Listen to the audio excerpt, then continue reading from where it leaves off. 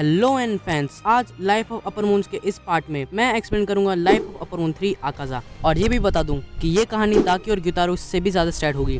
तो वीडियो के लास्ट तक बने रहना और अब बिना किसी देरी के शुरू करते हैं। तो कई साल पहले हाकुजी नाम का एक लड़का था। उसके मॉम की उसके पैदा होने के थोड़े साल बाद ही डेथ हो गई थी और डैड हमेशा बीमार रहते थे। जब हाकुजी 10 साल का हुआ तब उसके डैड की हालत इतनी खराब हो गई जिससे वो पैसे भी नहीं कमा पाते थे। उनकी दवाइयों के लिए हाकुजी चोरियां करने लगा, लेकिन ये बात उसके डैड को पसंद नहीं आती थी। जब भी वो चोरी करते पकड़ा जाता तो उसके बाजू पर लोग एक निशान बना देते थे, जो कि एक साइन था उसके क्रिमिनल होने का। एक दिन जब हाकुजी मेडिसिन लेके आया तब उसे पता चला कि उसके डैड मर चुके हैं। वो एक नोट पे लिख कर गए थे। उन्हें चोरी की मेडिसिन खाकर ठीक होने से अच्छा लगा कि वो खुद ही मर जाए। ये पढ़कर हाकुजी को बहुत गुस्सा आया। बाहर जो कोई भी उसे मिला वो उसे मार देता था। देर बाद उसे एक आदमी मिलता है जिसका नाम केइजो था। जी उसे भी मारने की कोशिश करता है। केइजो एक मार्शल आर्टिस्ट होने की वजह से हाकुजी के हर वार से बच जाते हैं।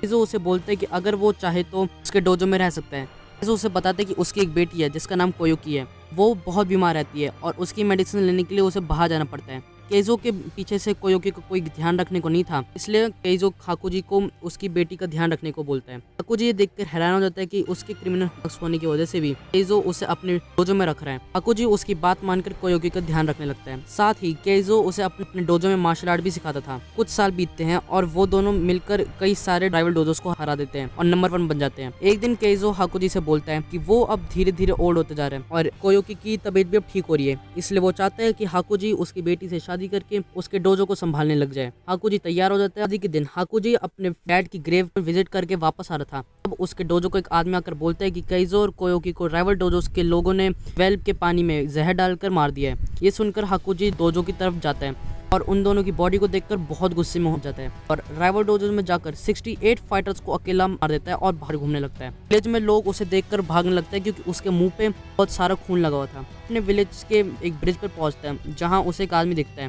मुझे उसे भी मारने की लगता है। तभी वो आदमी उसके सर में अपना हाथ घुसा देता है। आदमी असल में मुजान था।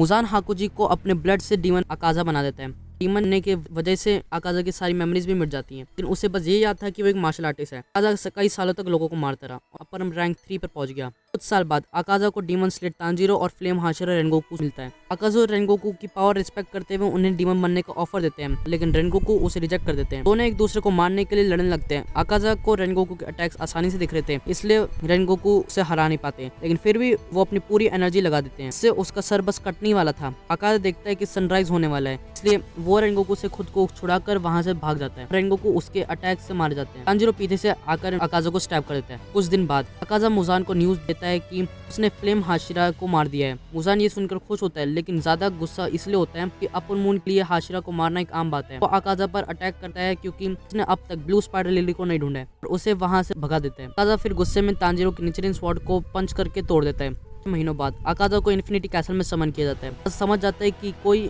अपर मून मारा गया है। वहां से कूदकर मेन एरिया में जाता है। उसे अपर मून 5 ग्योको, अपर मून 4 हानतेंगो और अपर मून 2 दोमा मिलते हैं। आकाजा लेडी बीवा से पूछता है कि क्या कोकोशिबो लेट हो गया है।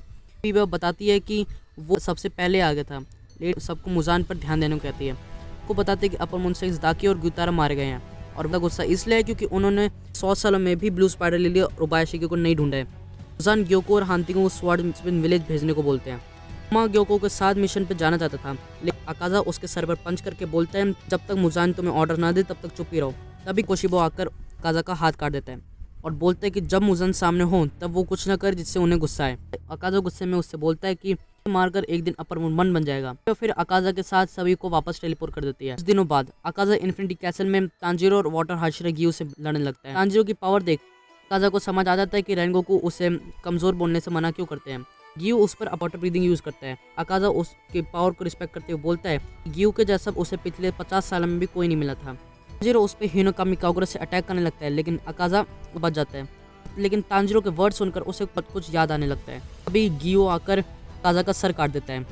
आकाजा वापस से रीजनरेट करने की कोशिश करता है, लेकिन पीछे से उसे केइजो और कोयोकी की आवाज़ सुनाई देती है। वो उसे बोलते हैं कि अब टाइम हो गया है हार मानने का। आकाजा को ये बात सुन सब याद आता है।